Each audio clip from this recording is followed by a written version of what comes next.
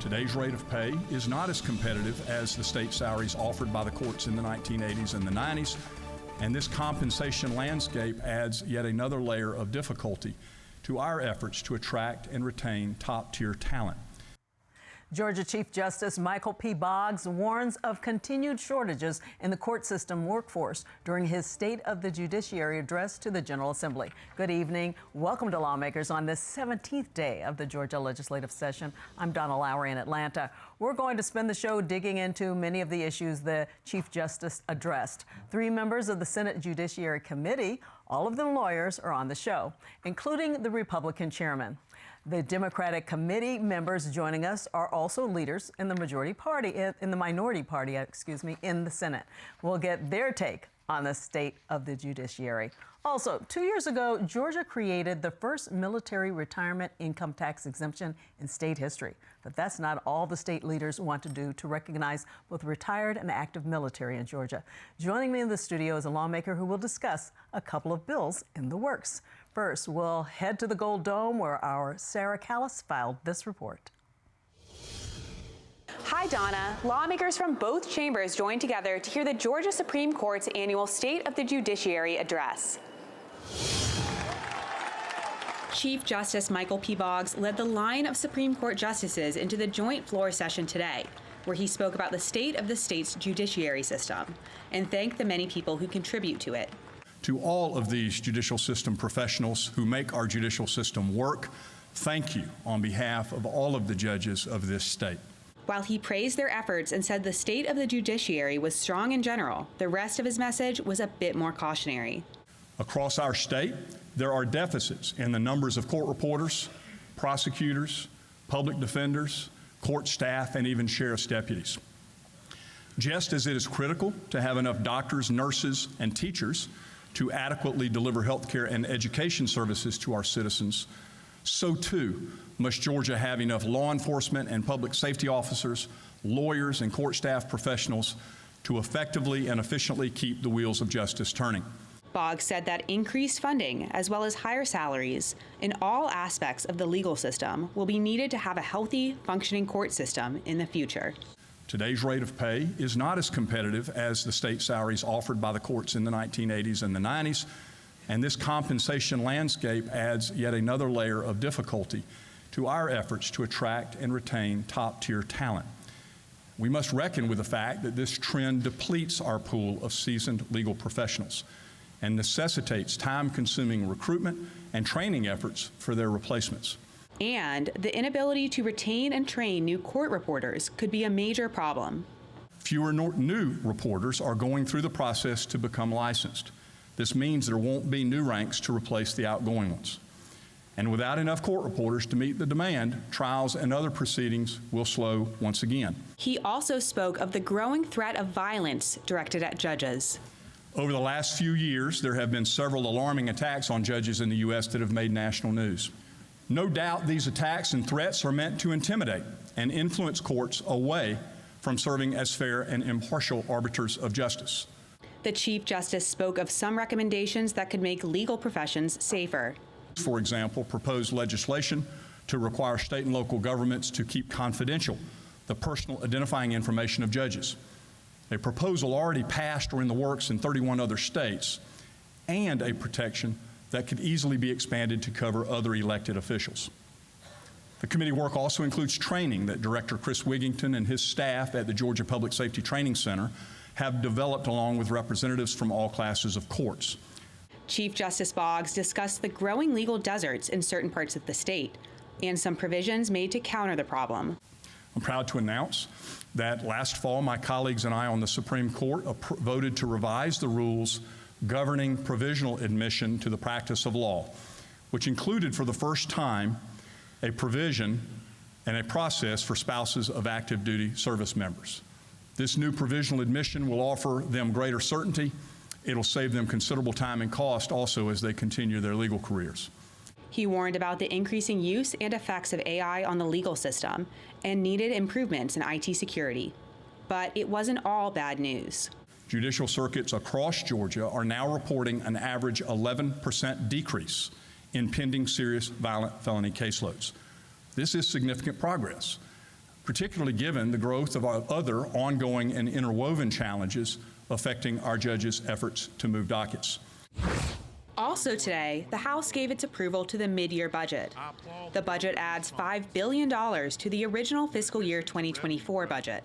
The governor's revenue estimate for the amended 24 budget includes $2 billion in surplus funds for a total infusion of $5 billion, or an increase of 15.6% over the original revenue estimate. $5 billion. You can do a lot of good with $5 billion. The extra money will be used for infrastructure improvement, correctional facility funding, mental health support, and other priorities.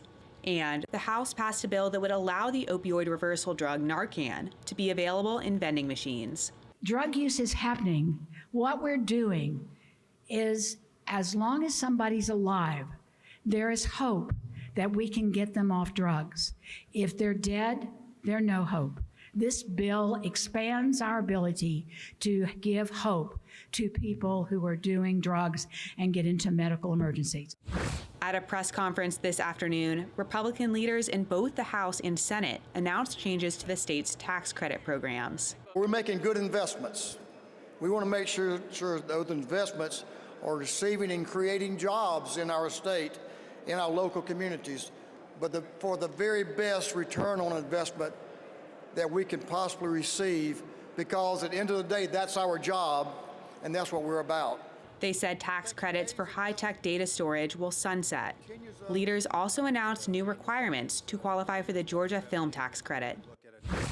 Tomorrow is the first annual Mental Health Parity Day at the state capitol. The Carter Center is hosting the event on day 17 under the Gold Dome. That's all for my Capitol Report. Donna, back to you. Thank you, Sarah, for that report. Georgia's home to a large population of active and retired military service members. Lawmakers are sponsoring several bills to help with their specific needs. Joining me is Republican Representative Stephen Saines of St. Mary's. He's chair of the Special Rules Committee, and he's also the Republican chair of the Georgia Future Caucus. Glad to have you on Lawmakers. Great to be here, Donna. Okay, let's get right into your legislation focused on the military. You're co-sponsor of House Bill 880, which helps with the transition of military families when they move to the state, allowing military spouses to use their professional licenses from other states. So that's an important issue. Apparently there are thousands involved, right? There are, and I think there has been no bigger testament to the hurdles military families go through than the reminder we've received with the 3 Army reservists killed overseas. One of them, Specialist Kennedy Ladon, was a member of my district before redistricting in Waycross. So I think whatever we can do, not only for the families of active duty military members, but also our military veterans, it's not only something we should do based on the service they've given to our state and our nation, but it's also the smart thing for our state to do. It's a prime workforce we want to attract. We have great opportunities because of the economic successes we've performed in Georgia, but we want to make sure we can fill that workforce that the labor market is struggling for right now, and the military community is key to that. So they have licenses elsewhere, and we want to make it easier for them to work here. Yep, just, from barbers to realtors to many professions that require state licensure, we want to make sure that there's not so much time every time a family is transitioning through the military that they're not able to work. So this will allow parity between us reciprocating instantly and automatically those states that they already are licensed in and in good standing in, to ensure that they can participate in our workforce from day one of coming to our great state. And there's a lot of support for that bill, I know.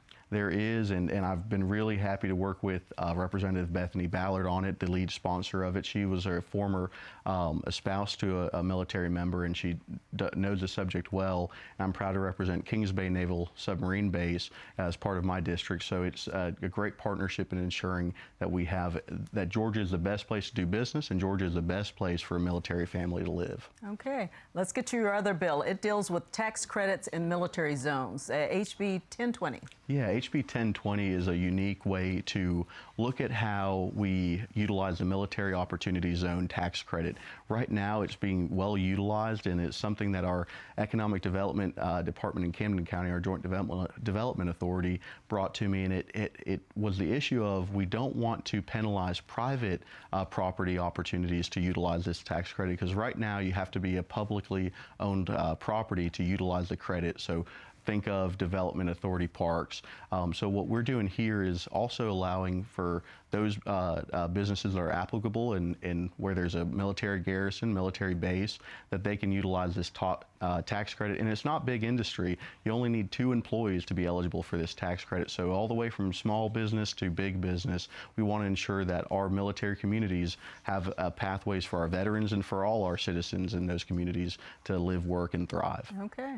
I want to get to one more piece of legislation you have that's not just for military families.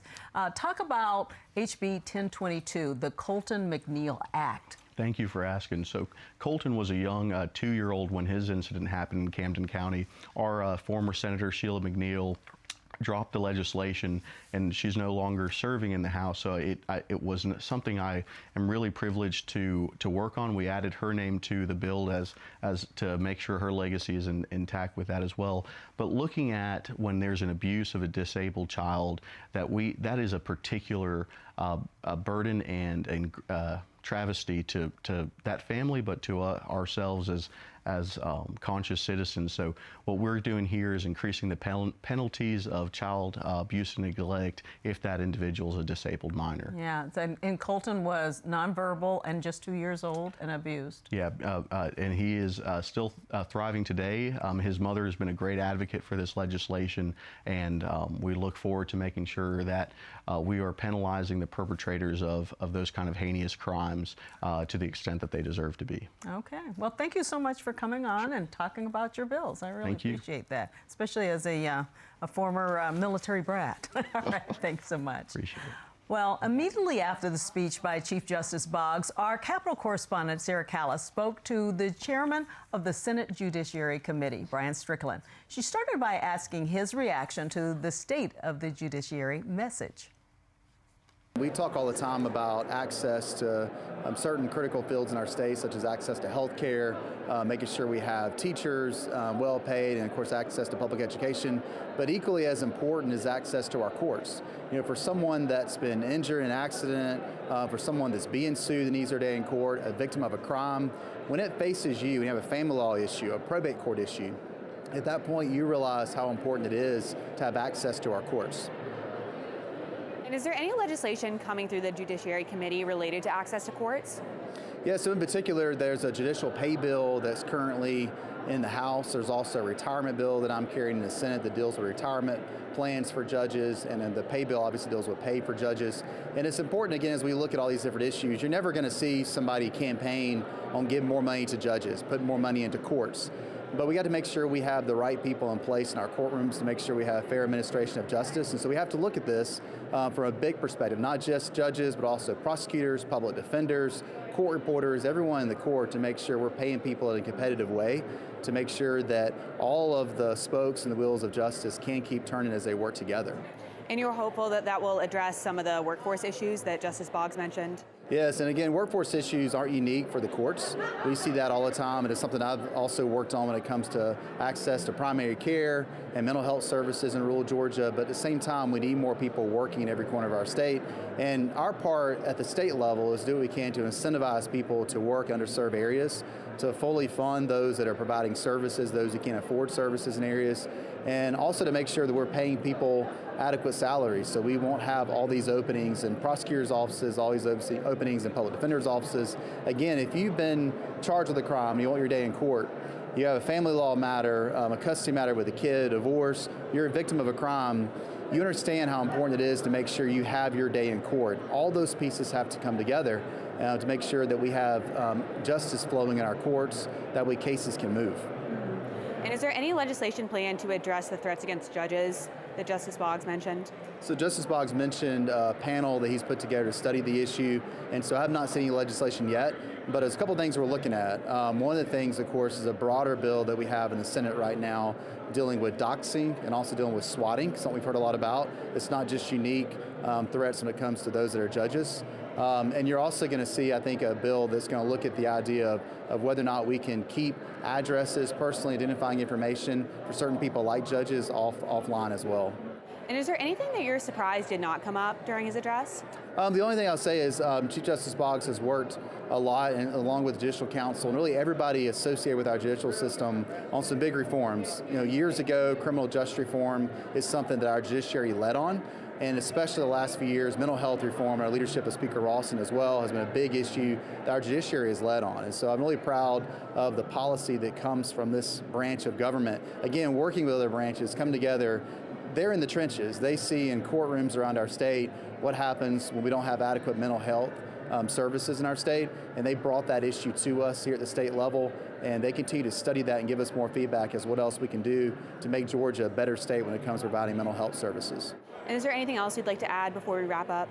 I think that's it. I just want to say I appreciate the leadership of Chief Justice Boggs and everyone in our judiciary for not just doing what they do every single day in courtrooms around our state, but also coming up to us and working with the other branches of government to make sure that we are passing the right bills and getting the policy right when it comes to the administration of justice as they're seeing in the trenches. Well, thank you so much. Thank you. I appreciate it. Thank you.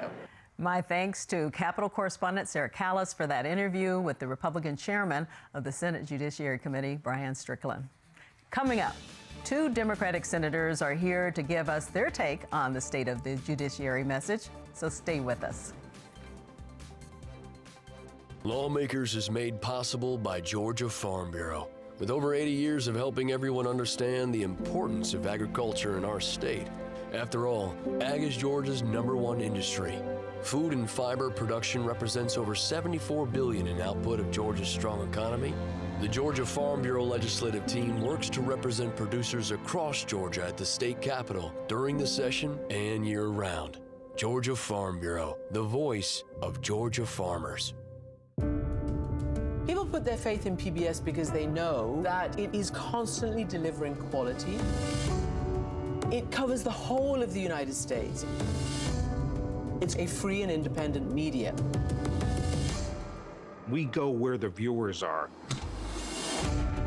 What are the conversations that are happening right now? We feel that civil discourse is a civic responsibility. What we do is authentic reporting that people can trust.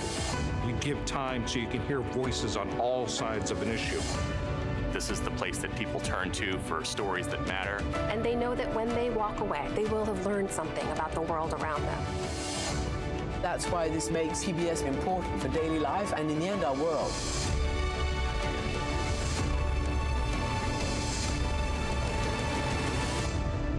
Thank you for joining us.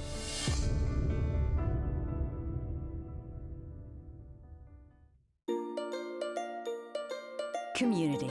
Learning, working, playing, celebrating, doing life is always better together. At GPB, we aim to provide you with the tools to be able to do life together well. Our mission to educate, inform, and entertain inspires everything from our wide range of programming to our stimulating radio conversations to our fun in-person events. We've got something for everyone. Visit gpb.org/community to learn more about our upcoming events.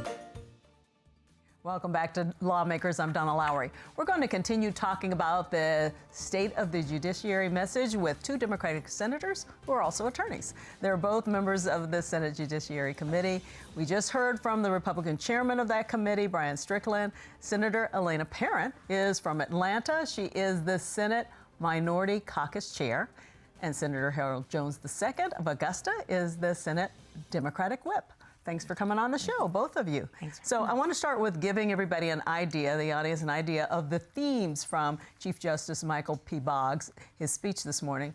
So he said, among other things, he touched on workforce development, the safety of judges, the case backlogs in the state, AI and the goal of the AI rapid response team, And the legal deserts in Georgia, more specifically 7 Georgia counties, do not have licensed lawyers. So Senator Parent, I want to start with you with the workforce development issue, because that is a big one. And I just wondered it's everything from court reporters to attorneys and everything in between.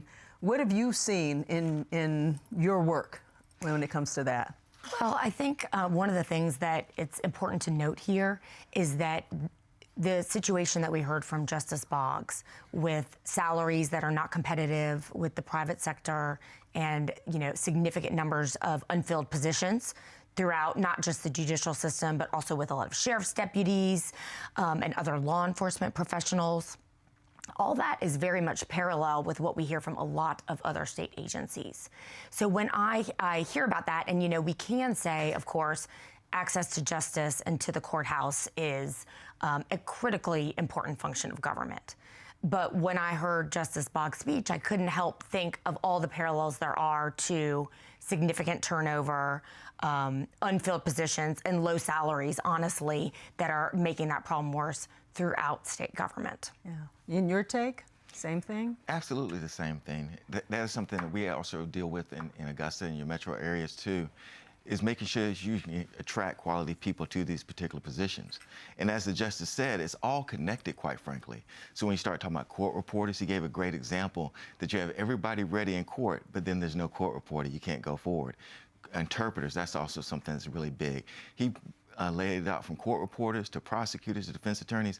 All of that is connected. So what he was saying is we have to approach this from a holistic manner when we start talking about how to deal with the judiciary. Yeah. He talked about the safety of judges too. Yes. But when we talk about the safety of judges, of course, we're talking about just about everybody in the courthouse, the whole thing. Any thoughts on that matter? Yes, we have to make sure that our judiciary members are secure. Yeah. And as you said, that's all persons, because we want to make sure that's the one place that has to be secure. We're not a third world nation, so to speak. We want to make sure that our judges are secure. He talked about persons who have been murdered. And of course, we've all seen on YouTube where the person jumped over a bench and went after a judge. That cannot be tolerated. So we have to make sure we protect members of our judiciary, because they're the foundation of our judicial system. Yeah, and we heard Chairman Strickland talk about doxing and swatting, and so there is legislation moving in that direction, but it's serious problems in this state. Absolutely, Donna. And, we have seen threats rise against all manner of elected officials. There were swatting incidents against, I think, the lieutenant governor, secretary of state, at least 5 or 6 members of the state Senate. So in this information age and in an age of some partisan rancor and disinformation and misinformation, I think that we do have to take a look at how we can handle that for the modern era, this rising tide of threats, not just against judges, but also against many other elected officials as well. Yeah, let's talk about backlogs. We've been talking about it for a few years, certainly since the pandemic. He did say that he credit the American Rescue Plan for helping with the problem, but it's still an issue. Do you see it in your work? Well, absolutely. So one of the examples that Justice Boggs lifted up was DeKalb County, the Stone Mountain Judicial Circuit, which is my home circuit. And I believe he was lauding them for some of the special units they set up to move through what had been a significant COVID era backlog. But, you also think, okay, the backlog is getting reduced. That's great. And so those funds were well used, but we also know those funds are going away, which then leaves us with the problems that we've already been discussing. Yeah. Same thing in Augusta? Yes, absolutely. One of the things we have to remember about the judiciary, the court system in general, is it's a people-intensive business. So we have to make sure that we're able to actually attract persons who want to come into this particular arena to actually participate, and that's going to be key. So whether it's salaries or just quality of life, that's going to be something that we have to look at. Okay, so let's talk about that other thing that everybody's into, and that's AI. We don't know what to expect with that. He talked about it a little bit. Either one of you want to comment on what you perceive to be happening within the legal system? Well, what I heard was, we know it's there, we know it can do some good, we know it can do some bad. And we are just at the very early stages of trying to grapple with it. And I've heard many other persons in other industries express the same sentiment. Like everyone's like, there it is. well, it's going to happen. We got to get on top of it, but how? You know, so I think they're at the beginning. Yeah, he talked about an AI rapid response team. We still got to figure out what that's going to look like, I guess. And the Senate actually addressed that issue to some extent. We had a committee led by Senator John Alberts this year to actually look into it. So it's one of those things that we all know is coming, but we have to make sure we do it the correct way is the key. Yeah. The other thing that was, I didn't realize this, that there were 7 counties in this state that don't have any lawyers. That's sad for the people that live in those counties, but there's got to be help for them. Well, you often hear access to justice delayed, right, as justice denied. And if there's no lawyers or a shrinking pool in these rural areas, that will be no access, which then is, again, justice denied. So what's it going to take to bring more people into the legal system to take these jobs? What do you think? I think number one, we have to make sure persons understand the legal system is the place they want to work. It is actually a good place to work, and it serves a noble purpose. And then we start talking about how to actually attract them to those particular areas. But I think that's something that we've been missing. And a lot of that has to do with partisanship, all sorts of things. But the legal arena is a place that you actually want to work and make a difference in people's lives. Yeah, so what's happening in law schools? Are people still going to law schools, or where are the numbers? Do you know? Yeah, in fact, Boggs was clear that we had over 700 students just past the bar. But the reality is we've got a lot of top-notch international law firms right here in Atlanta that will pay top dollar. I think we heard that the starting salary in a judiciary appropriations subcommittee I was in today, we heard that the starting salary for a district attorney might be around $58,000, $59,000. 20 years ago, when my class was graduating law school, starting salaries at those firms was $100,000 20 years ago. Wow. So you can't compete on that, you know, and it's not like you need to be paying private sector wages. But I was struck by the comment that, you know, that the differential has gotten much worse since the 90s. You can't be, people will do the job. It's noble, as my colleague expressed. It can be a lot more interesting than toiling away over these big, complex civil litigation cases where, as an attorney, you'll never see a courtroom. Trust me, I've done them, right? But it can't be so far below that you barely can support a family on it. Yeah. The other thing I thought was interesting, he talked about when it came to the court reporters, and you mentioned them earlier, that they're just aging out, and then there aren't any young people becoming court reporters. Right, so with some kind of way we have to make it an incentive to bring people into that particular industry. And as I said, we have to look at the judicial system from a holistic standpoint to actually bring people into that particular system. So whether we're actually talking about the fact that it's a place to make a difference in people's lives, but at the same time, as my colleague said, you also have to make sure people can take care of their family too. And it may not be as much as the private sector, but we also have to make that incentive there too. Yeah, I know you had some other things you may wanted to bring up about the judicial system in the state. Anything else you want to add that he may not have touched on, or? Well, actually, this I was just excited to hear that violent crime has really been dropping across Georgia. And Justice Boggs pointed that out. I think he said it was down about 11%. So, you know, and that's a credit to the system working. I applaud how they've worked expeditiously to clear out that huge backlog with COVID. But, you know, we have to give them credit for doing that, and also recognize that the entire system's efforts is also working to lower some of the violent crime, which is great news for Georgia. Anything you would add? I would say that he was pointing out that we've gotten through COVID. A lot of that came through the rescue plan funds, but let's be very serious about how we go forward, and that's going to be the key for the state of Georgia. Are there any bills that you know, as part of your party that you're interested in that deal in this area? Anything in particular? I know you're supporting the swatting and all the things, because one of your fellow senators, Kim Jackson, was swatted. She was. Yeah. Anything in particular you can think of? Any legislation? Well, one big area that we haven't touched on but is a critical component is the public defender. And there's been a lot of funding disparities between the prosecutors. As tenuous as that situation is, as was laid out today, the public defender situation is even worse. And we do have to make sure that those in the criminal justice system can have a fair day in court. Okay. Well, I appreciate you coming on to talk about this. It's interesting to get your perspectives, and we'll keep everybody informed on it. That does it for Lawmakers today. We'll return tomorrow, and among the events at the Capitol we'll talk about is the first Mental Health Parity Day hosted by the Carter Center. Mental health is a cause the late First Lady Rosalynn Carter championed. Have a good night. Thank you. Be seated. Thank you.